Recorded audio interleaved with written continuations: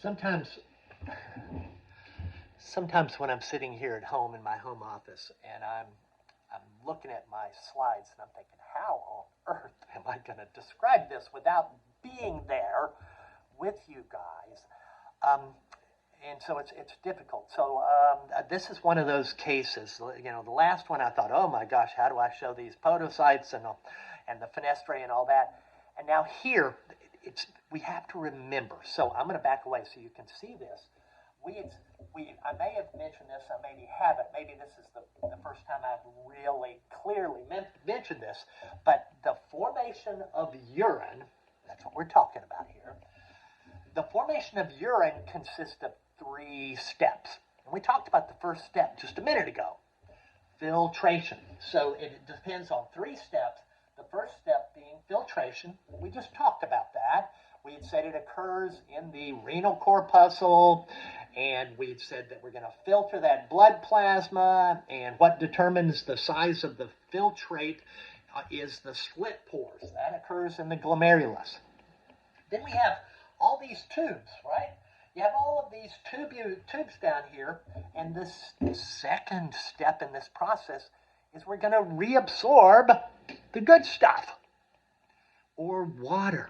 So we're going to be reabsorbing things that were filtered, but you don't want to release in your urine.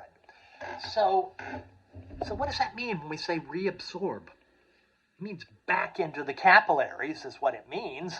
So when we look at our glomerulus over here, before I had talked about the capillaries, the afferent arteriole, the glomerulus, the efferent arteriole, but I didn't say where does the efferent arteriole go. It goes to a series of capillaries that are laying over the top of this nephron. There's no way I can draw that in here and have you understand what it is. So look at the slide in the PowerPoint. Make sure you look at that. Find the peritubular capillaries, and you're going to see they're laying over the surface of this nephron. So whenever we talk about reabsorption, we mean back into the peritubular capillaries. So we have this blood that we have filtered all of this material from it, and then we're going to talk about what happens in the proximal convoluted tubule, what happens in the loop of the nephron, and what happens in the distal convoluted tubule.